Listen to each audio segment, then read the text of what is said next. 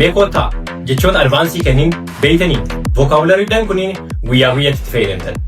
Baay'een keessan ni beeytanii garuu ibsuun hedduu isin ulfaata. Mee takka takkaan haalaan. The first one, confident. Confident means maal jechaa mee akkasiin beeytanii? Confident jechaan ofitti amanamummaa qabaachuu jecha. So confidence jecha yookaan nounidha. Confident jechaan namicha sana jecha. I'm confident yoo jedhe ani ofitti amanamummaa qaba waan dalagu keessatti ofiin shakku. Akka wanta wahii godhu abdii ofirraa qaba jecha. So maal jedhu? She speaks in a confident voice. Isin karaa kamiitiin haasofte? Karaa yookaan sagalee ofitti amantummaadhaan qabu jecha. Namni ofitti amanne akkam godhata duratti bee jedhaa beere. So isin akkamii haasofte? Akkami nagaa ooltanii jettee cinqaa takka malee osoo haa takka nollatiin ta'ee jecha. So confident jecha ofitti amanamummaa san qabaachuu jecha. The next one, aware. Aware means realizing or knowing something. Maal jechaan aware jechaan? Wanta wahii beekuu yookaan quba qabaachuu jecha. Mostly ama beekumsa irratti hin hirkatu irra caalatti karaa biraatti fayyadamna jecha. For example, maal jedha? Are you aware of the new disease? Sila quba amma biyya keessa deemaa jira jedhan kana quba qabda. Quba qabaachuu san irraa beeyta. Awarein kun maal inni amma sitti quba qabda. Dhageettee wanta sanarraa wanta wahii beeyta jecha. Aware. So hin beeku awwaan kanarraa quba hin qabu yoo jechuu beektan maal gootan? Kanumatti maal dabaltan?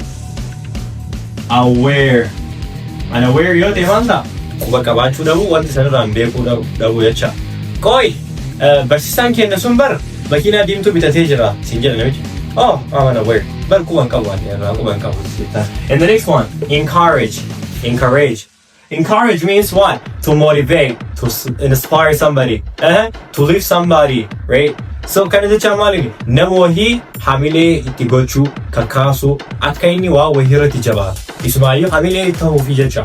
Encourage jechaan hamilee. Encourage jechaan nama kakaasu namaaf fayyadu jecha. Namni wahii nama biraa kakaasutu maal jedhama? Encourage jecha. So my teacher always encourages me to speak well. Barsiisaan kiyya yeroo hundayyuu akkaan qajeelatti haasaa kii bareechisee haasa'uu danda'u. Afaan Ingiliffaatiin akkaan bareechisee walitti qabee osoo qixxeetti dhadhaabatiin haasa'u maal lafa yeroo hunda hamilee natti godhe yookaan mooraalii natti godhatanii bire. So my teacher encourages me jecha. Good.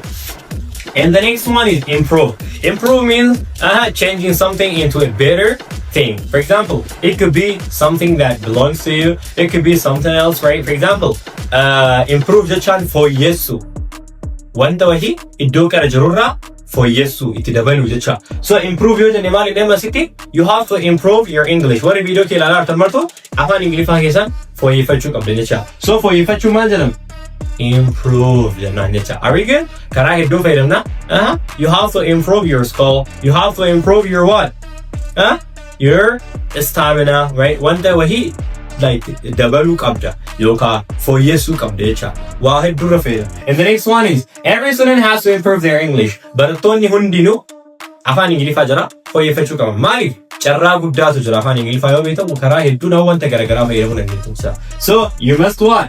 Improve. I already told you. So require. The next one is a require. Require means what? Ask or like you're thinking about necessity of something that you must have, right? Require jechaan gaafachuu barbaachisu jecha. So asitti maal jedhan? Speaking English requires motivation. Afaan Ingiliffaa haasa'uun hamilee barbaachisa. Kaka'umsa barbaachisa jecha. Require jechaan barbaachisaa jecha. Amma yeroo interview yeroo deemtan maal jedhan? Requirement. Maal jecha? Wantoota barbaachisan jecha. Wantoota barbaachisan. So barbaachisu jecha. Afaan Ingiliffaa haasa'uun maal barbaachisa? Hamilee barbaachisa. Kaka'umsa barbaachisa. Afaan san jaalachuu barbaachisaa jecha. So bifa kanaan vocabularyidhaan advaansii kana 1ffaa 2 3 4 5 isin barsiise. Meeqa argattan mee? Don't lie. Meeqa argattan koomentii keessatti na beeksisa. Namoonni karaa onlaayinaatiin afaan Ingiliffaa barachuu feetan galmeen keenya yeroo hundaa banaadha. Nagaan nuuf tura. Peace out.